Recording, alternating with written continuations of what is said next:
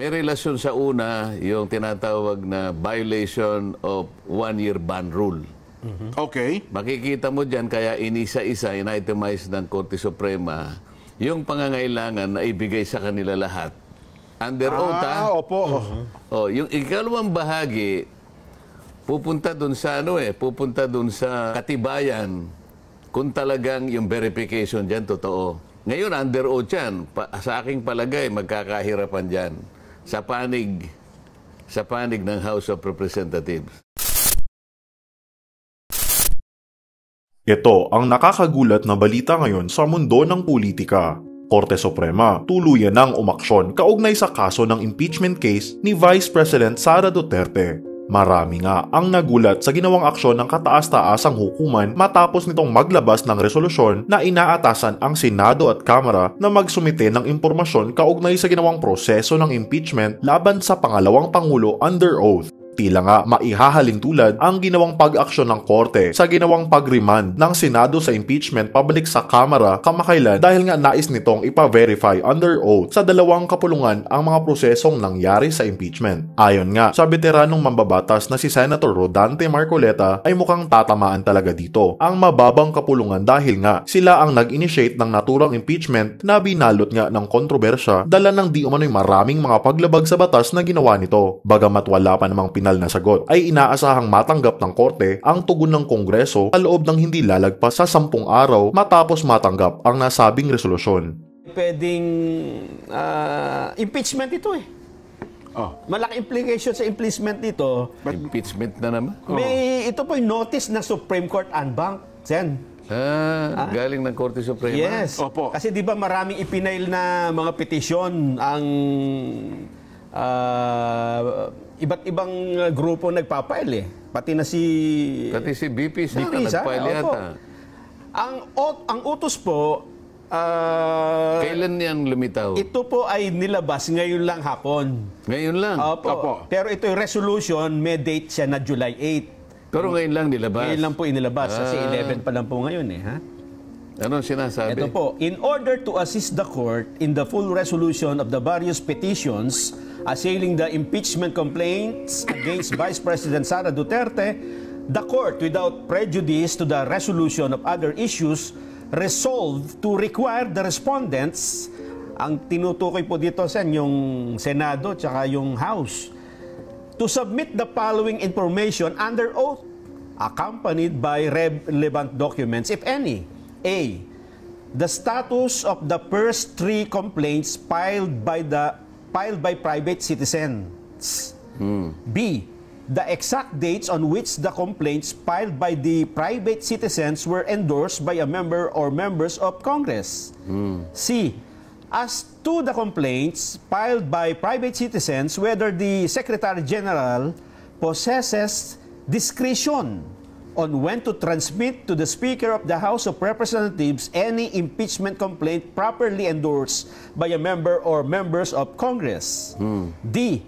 As to the complaints filed by the private citizens, the basis and authority of the Secretary General to refuse the transmittal of the complaints for impeachment to the Speaker of the House of Representatives for inclusion in the order of business within 10 session days from the time it was properly endorsed by a member of the House of Representatives.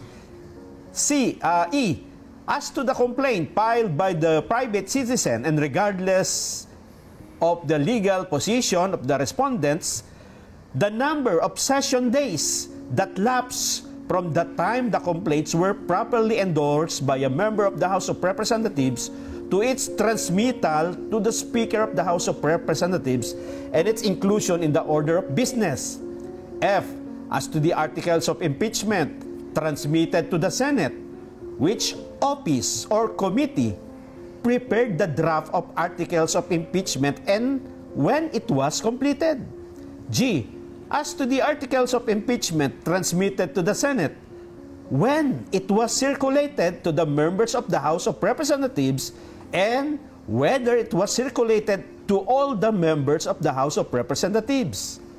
H. As to the articles of impeachment transmitted to the Senate, when it was circulated to the members of the House of Representatives, whether it was accompanied by the evidence for each article charged, or if there was a committee report for the information of the members to decide on whether to endorse or not. As to the evidence supporting each and every article, whether Vice President Sara Duterte was given the opportunity to be heard on the evidence shared with the members of the House of Representatives. J. As to the articles of impeachment transmitted to the Senate, whether each of the members of the House of Representatives had time to peruse the charges and the evidence before affixing their consent. And pinakahuli, K. As to the articles of impeachment transmitted to the Senate, when it was included in the order of business of the House of Representatives for consideration by the entire plenary. The respondents are given non-extendable period of 10 calendar days from receipt of this resolution within which to respond. Nako, Ayan po. Aha. matindi. Aha. Matindi. Ano po bang ibig sabihin ng ano na yun ng Supreme Court? Alam mo, dalawang bagay ang tatamaan dyan. May relasyon sa una, yung tinatawag na violation of one-year ban rule. Okay. Makikita mo dyan, kaya inisa-isa, in-itemize ng Korte Suprema, yung pangangailangan na ibigay sa kanila lahat. Under oath, Opo. Oh, yung ikalawang bahagi, pupunta dun sa katibayan kung talagang yung verification dyan totoo. Okay. Ngayon, under oath yan. Sa aking palagay, magkakahirapan dyan sa panig ng House of Representatives. Aha. Kasi, yun lang tanong niya kanina, no? Yung isa na Opo. binanggit ni Congressman Nelson. Opo. Sinasabi, kailan na nailagay sa order of business yung unang tatlo Opo. na in-endorse na impeachment complaint na isinulong ng private citizens. Ang pinag-uusapan dito, Jen, yung December 2, in December 4, at saka in December 19. Kasi kagaya ng binabanggit natin nung mga nakakaraan patungkol dito, pagka-receive mismo ng opisina ng Secretary General, immediately kanya i-repair mo sa opisina ng Speaker. Ayun. Kaya tama. kinukwenta natin ano ba yung immediately. Opo. Sa lalong madaling panahon Sa dapat. aking pagkakaalam, sa mabilis na paraan, sa madaling pagkakataon, ano pa yung ibang synonym ng immediately? Agad-agad. Agad-agad. Opo. Karaka-raka. Akaraka. O yan. Hindi ba hapon Opo. yun? Oo nga po. Parang hapon no eh. Oh. Ha? Padalos-dalos mong ibigay. Parang gano'n, ha? Mamadali. Basta bilisan mo. Ibig sabihin, huwag kang magpatumpik-tumpik. Aha. Huwag mong tatagalan. Huwag kang kukupad-kupad. Yan ang ibig sabihin nun eh. Immediately. So, kailan mo ni-repair? Kaya meron siyang tanong dyan, binabasa ko eh. Meron ba kanyang discretion? Yung Secretary General, para yon ay kanyang ibinbin. Oo nga pala, no? Kung kailan itatransmit. ipitin muna. Parang tutulugan niya muna at hindi niya muna ibibigay sa opisina ng... Oo nga. Kasi ng parang inipon niya muna ho, Sen, di ba? ang sagot doon, hindi. Wala kang discretion. Walang kapangyarihan yung SecGen. Ang SecGen is the highest administrative officer of the House of Representatives. Okay. Wala siyang discretion. Opo. Ang kanyang trabaho is ministerial in character. Ano ibig sabihin? Kung ano yung nakalagay doon, yun lang ang gagawin mo. Katibayan yun ng rules ng rules ng impeachment eh. Pinagtibay yun eh. Opo. Hindi basta-basta yun. Hindi mo po pwedeng teka muna, bukas ko na ang ibig sabihin ng immediately, kaagad mong ibigay. Opo. Huwag ka nang mag-isip na kasi wala ka naman dapat isipin pa eh. Pag nakita mo na yun ay verified, yun naman, kaya napakadali naman, may checklist kung anong verification. Napakarami niyang abogado doon na mag-a-advise sa kanya, o palagay mo ng isang araw. Isang araw. Opo. Siguro naman sa loob ng isang araw, mga ilang pahina lang naman yun, bubusisiin. O ito ba'y na-verify? Pag verified kasi, talagang may nagnotaryo. Tiningnan kung yung forma, nandiyan ba yung forma? May cause of action ba? May ganito. O sige, i-repair na natin. Ayun. Paano ngayon sila magbibigay ng under oath na sagot sa mga requirements na yun ng Korte Suprema? Wala nga siyang discretion ministerial. Lilitaw ngayon dito na yung Secretary General, kauna-unahan, hindi niya ginanap ang tungkulin niya. Lalong-lalo na yung December 2. Doon nagsimula Yun ang una Alam mo, kaya ito, nadinig mo dyan. Opo. Hinahanapan ilang session days. Kasi ganito yan, Jen. Halimbawa, ngayong araw na to, nag-session tayo. Opo. Pero hindi naman siya nag-adjourn. Sabi niya, suspend lang. Suspend, opo. Sabi niya, magsasalita yung presiding officer. Session is suspended until tomorrow at 3 o'clock in the afternoon. So, bukas, hindi pangalawang session nyo, kasama pa rin sa per session. Kahit na inabot tayo ng 3 weeks, sinususpend natin, after 3 weeks, 1 session lamang yun. 1 session, tama. Ngayon, bibilangin ngayon yun. Ngayon, alam ko merong isang session doon na nagtagal talaga. Kasi makikita mo yung tagal, kunin mo yung journal. Ayun, doon makikita So, kapag ka nakita doon na bakit kinakailangan ninyong isuspend? Kasi technique ito Tingnan ninyo, 3 weeks kayong nag-session pero it is only considered as 1 session day. Ibig sabihin, pinatulog. Tama. Bibilangin. Ito ngayon ang mabigat. Hindi nila mapapalito na merong discretion yung ano. Talagang hindi ni-repair Kasi kailangan ibigay mo kinukuha yung mga dates Yun na nga, Kailan mo ni-repair? Kasi mula doon sa pagkaka-repair, huwag natin pag-usapan yung December 4, December na. Kasi yung pinaka-crucial dito yung December 2. Yun ang kauna-unahan. Yung kauna-unahan po na i-file. Tama. Steps yun steps. Una, Secretary General is supposed to immediately refer it to the office of the Speaker. Kasi pag tinanggap ng office of the Speaker, ang office of Speaker naman, ministerial din ito. Ministerial din. Wala siyang discretion. Tatawagin niya yung majority leader. Ito yung chairman ng Rules Committee. I-include mo kaagad, hindi naman kaagad, within 10 session days. Ngayon, kung yung December 2, kung may plano na sila doon, ipitin nyo kanya halimbawa, kaya nga magtatagal sila So, kahit na 1 buwan tayong nag-session, sinuspindi lang, walang nag-adjourn. Walang nag-adjourn, Napatulog nila ngayon. Yun ang dahilan kung bakit hindi naaktuhan in December 2, December 4, and December 19. Hinintay nila yung February 8, February 5. February 5, yes po. Mag-a-adjourn na kami noong February 5. Doon dali-dali nilang nilagay. Ngayon, hinahanapan dito sa order ng Korte Suprema. Sabi niya, binigyan ba sila ng kopya lahat sila ng mga members na pumirma? Binigyan ba sila ng pagkakataon na mabasa? Binigyan ba sila ng mga material, ng ebidensya, kalakip ng every article of impeachment na kalagay dyan? Whether it was accompanied by evidence. Magkakaalaman na dito ang dami daw pumirma doon, hindi nakita yung unang pahina. Ano sabi niya?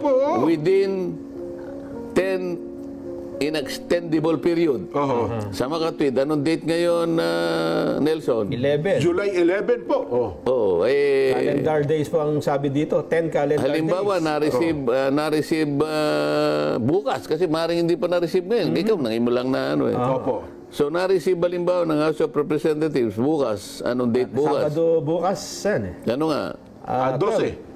O 10 days. July 12. July 22, kinakailangan na. May sagot na. May sagot na sila. Yung lahat ng nire-require nila ay ibigay nyo sa amin. At bigyan nyo rin kami kung ilang session days kayo. Kasi doon bibilangin niya Kung ni-repair mo sa office ng speaker naman within 10 session days, bibilangin niya lang So hindi mo talaga ni-repair Kasi hindi kaagad within 10 session days, hindi naman nalagay sa order of business. Oh, para ko nang nakikita, titingnan ng Korte Suprema, nasaan yung mga order of business? Titingnan niya. Naku, Wala dito eh. Oho. Baka mamaya, lilitaw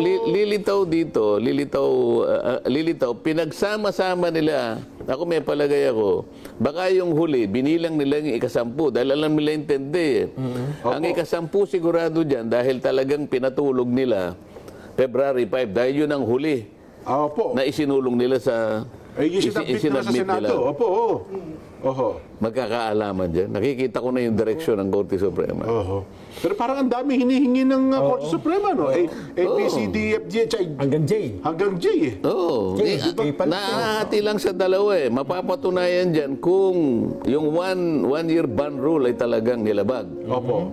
Oo. Tsaka yung kung ito ay nabasa ng mga pumirma. Kung ito, yung verification ang importante dyan. Oho. Kasi yung verification, ay ano yun eh. Sinusumpaan mo eh. Nakalagay doon. Opo. Ako ay personal na sumusumpa na ang lahat po ng aligasyon na nakasaad dito sa petisyon o sa resolusyon na ito ay aking pinatutunayan na totoo sa aking pansariling kaalaman. Under oath pala, no? Under Talaga? oath, ngayon.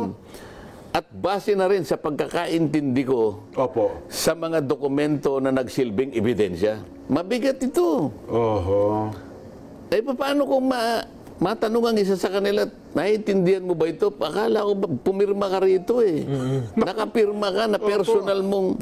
May biniro nga ako eh. Opo. Biniro ko lang naman. Marami akong kaibigan naman sa house eh. Opo. Maraming tayo yung mga binibiro kayo. Sabi ko, bro, Opo. pumirma ka pala? Senator judge ako eh. Oo. Para naman ka ako magkaroon ka naman ng pagkakataon na ikaw ay matanong naman dun sa impeachment court. Kung sakasakaling magkakaroon. Opo. Isasuggest ko isa ka sa mga witnesses. Ba't ako na naman nangyayari ko dyan sa... Papatawag ko. Ikaw naman ka ako pumirma ka dun eh. Testingin lang naman kita kung ano eh. Oo nga naman. Kasi nung una tayong nag-usap, sinabi mo, anong magagawa ko? Mababasa ko ba yan Napakakapal niyan eh. Ang dami naman. Pagkakanya kinakailangan pumirma ka agad. Paano ko mababasa yan? Oo. Pagka pinatawag mo ako dyan, ganyan, siyempre, iibahin ko na yung sagot ko. Nako. Yung sasabihin ko, sasabihin ko, binasa ko. Opo. Hindi maintindihan. O di kung nabasa mo, di naintindihan mo. O yung susunod kong tanong ngayon. Opo. Malalaman ko ngayon kung talaga naintindihan mo. Ay, huwag mo na nga akong isasama dyan. Sabi na naman niya. Aba, hindi. Hindi pwede. Kailangan may sample naman. 215 kayo eh. Oo nga po. Naman lang 10% kinakailangan tumayo dyan. Maano ko naman, matanong ko naman kayo. Magkakaibigan, magkakakilala naman tayo eh. Oo. Sabi niya, utang na loob, huwag mo naman akong, kahit na biro lang ako, kinakabahan. Alam mo yung palang doon pa lang sinasabi ko sa inyo, magkakaalaman tayo. Lalo ito, Paano mong pananagutan? Oo. 30, kung hindi ko nagkakamali, 32 pages yung petisyon. Ang pinag-uusapan natin, mga terminong pang-abogado to. Technical ito eh. Yes po. Okay. Karamihan naman sa amin doon, hindi, siguro wala, baka 10% na ang abogado doon sa House of Representatives. 33 pages na isang dokumentong panglegal. Na yung maaaring yung ibang terminong nabasa mo, nun mo lang nabasa. Ibig mo ba sabihin, matatapos mo yun in 30 minutes? Mukhang imposible nga. Baka hindi. Hindi naman 30 minutes. Pagkapirma siguro, wala pang tigto 2 minutes eh. Yun ang gustong mangyari ng Korte Suprema dyan. Basta sa utos niya, opo. Kasi tinatanong niya binigyan niyo ba isa-isa yung mga miyembro na pumirma? At sila ba'y nagkaroon ng pagkakataon na mabasa yan ng isa-isa? Kasi nabasa ko nga kanya, hindi ko naman naintindihan. Di ba usapan pa yun? Itong isa naman, nabasa ko. Naintindihan mo? Kanya ganun. Opo. O paano kung iba yung pagkakaintindi mo? Iba pala ang tama. Oo nga naman. Hindi ba nga ang abogado na nga ito, mag-aaway pa sila. Parehong abogado yun eh. Hindi mali ka dyan. Ito kaya. Lalo kang mali kanya, ito yun. Kaya nga may korte eh. Nagdidibaw. Tapos magpapasya ngayon. Yan. Pati sa korte, nag-aaway-aaway nga eh. Akala mo ba ganun kadaling intindihin yan? Oho. Yan ang nakikita ko ngayon. Gustong malaman ng korte. Ngayon pa lang. Ayun. Yung verification ba talagang nangyari? Oho. Pagkatapos, yung one year rule, one year ban rule, natupad ba o hindi? Oho. Yan ang usapin dyan. Yun. Nako. Anong implication nito, Sen, doon sa mismong trial? Mukhang Anong trial? yung Yung impeachment trial, kung magkakaroon. trial, Kung magkakaroon. Parang Ba, kasi huwag ka magtatanong ng hindi mangyayari. parang in respect to, halimbawa lang, in respect to Supreme Court, dapat hindi ka muna, kasi di ba? Inimbestigahan pa nila eh. Hindi, pabayaan mo sila dyan. Basta tanging ng Korte Suprema, gumawa ng sariling order. Yun palang ibig Di ba? sabihin. Opo. Yun ang gustong maliwanagan at malaman ng Korte Suprema, no? Yung mga utos niya, yan. Kaya nga, yan ay magiging factor yan pagkaraan na magkaroon na ng unang session sa Senado. Yan. Pwedeng maging pagtalunan din ito. Kasi ang open ninyo, umaga ng ano. Pero ang umaga, usually, ano lang ho yan, di ba? Botohan ng sino speaker, chairmanship, etc. July 28 ang sinasabi mo. So na yun. Kinabukasan. Ayun, kinabukasan. Doon na yung proper hearing talaga. Kaya di nga. ba? Yung first business of the days nyo. Kaya nga. Kung halimbawa, may tumindig agad. Bilang siyempre, unang hearing ninyo. Mga kasama, ano ho ba? Sinong unang titindig? Halimbawa, ang tumindig si Senador Ruben Padilla. Mga kagalang-galang na kasama kong senador. Paano ba natin tatratuhin ang naisampang impeachment sa mataas na kapulungan ng Senado? Okay, kung may sumagot, anong impeachment kanya? Bakit tayo nag-uusap ng impeachment? Meron tayong impeachment? Wala pa naman tayo. 20th Congress. Baka sinasabi po yung nakaraan. Ako, in 19. Ha? Hindi, kasi ang... Tinatanong, sa halimbawa, sinabi niya, Your Honor, with all due respect, ang tinatanong niyo po ba ay yung impeachment na pinagtalunan po ninyo noong 19 Congress? Opo kanya. Ay, wag po natin pagtalunan ngayon, tapos na po yun eh. Di ko halimbawa, ang maging punto niya, ang problema ho doon ay may naiwanang utos ang Senado na dapat ay sagutin ng Kamara, so parang may nabinbin na hindi natapos dapat sagutin. Sinagot na po di ba? Kaso po, nung sinagot, tapos na po yung Kongreso. Di ba? Di tapos na po. Kasi tingin naman ng ibang ata, di ba? Kasi meron ano ba yung order ng Senado na dapat ay sagutin ng Kamara na ibinalik nila yung impeachment complaint. Oo nga. Nakalimutan mo na. Diniscuss na natin ito, di ba? June 11. Ayan, opo. Anong sabi ng Sinole, di ba? Ayan, opo, Sinole. Binalik sa Kamara. Return. Opo, nagtalo-talo pa nga sila kung tatanggapin talaga o hindi. At the same time, nag-issue ng summons. Opo. Napagkamalampasuman, di ba? Samon sa tanggapan ng pangalawang Pangulo. Sabi niya, Madam Vice President, you are hereby notified within 10 inextendable days to provide or submit an answer to the articles of impeachment. O June 11, di hanggang June 21 siya. Bibigyan siya ng 10 araw. 10 araw Nagkataon yung June 21, Sabado. Yan, opo. Yung June 22, Linggo. Lunes, 23. Pero available na yung sagot niya, wala namang problema. Kaya lang, kung wala namang opisina, yun naman ang nakalagay naman sa tuntunin sa korte. Ipapile mo yung first available working day. Yes. So, June 23. Ngayon, sa tuntunin din naman, bibigyan mo ng kopya yung kalaban mo. Sino bang kalaban niya? Hindi ba yung House of Representatives, yung mga prosecutors? Prosecutors, opo. Binigyan ng kopya yung prosecutors Ayaw naman tanggapin, hindi na malaman kung tatanggapin o hindi. Kaya nga nagtataka yung mga abogado ng Vice President. Eh bakit ayaw po niyong tanggapin? Eh paano po kami makakapag-submit sa impeachment court kung hindi niyo po tatanggapin? Sapagkat kailangan pong may paliwanag namin na naibigay na namin yung kopya ninyo, tatatakan nga po ninyo na receive. Opo. Ang una pong titingnan na pahina ng impeachment court, kung binigyan namin kayo ng kopya. Kung wala pong receive na nakatatak dito, hindi po nila tatanggapin Ayun. yung sagot. Yung sagot namin. Oho. So nagtalo-talo sila. Hanggang sa maintindihan, tama nga pala, kailangan i-receive. Tanggapin na natin, opo. Nung Matapos ang mga ilang oras. nung pagkatanggap, meron silang 5 araw Para sumagot naman. para mag-reply. Opo, reply naman pala sila. So kung 23 Opo. plus 5, 24, 25, 26, 27, 28. o 28. Yung 28 natapat Natapat ng na naman Sabado, yung 29 linggo na naman. Opo. Oh, June 30, Lunes. Tapos na. June 30, Opo. yun ang katapusan Nung ng 19 nung Congress. 19 Congress. Hindi ba yung usapan natin? Yes po, June yes po. 30, the noon of Opo. June 30 is the death of the 19th Congress and the birth of the 20th Congress. Yes. Oh, yun ang... Kaya tapos eh. Ang O di problema. patay na, kaya nga nagmisa sila sa House of Representatives, hindi ba? Oo nga pala, pinagbisa Dala-dala kasi nila, pinamatay. nagmisa sila. Oo nga pala. Oh, ang kulang lang doon yung corona eh. May corona ba yun? Wala nga po. Yung Kaya bulaklak na pampatay. Opo. Pagkatapos ka nung 30, ngayon, wala. Nagkaroon ng nakabibinging katahimikan hanggang ngayon eh. Oo, bakit Di po ba? ninyo, ba't po kayo nagtatanong, Your Honor? You are out of order, Your Honor. Tumayo si Nelson. Your Honor, with all due respect, I think you are out of order. Bakit?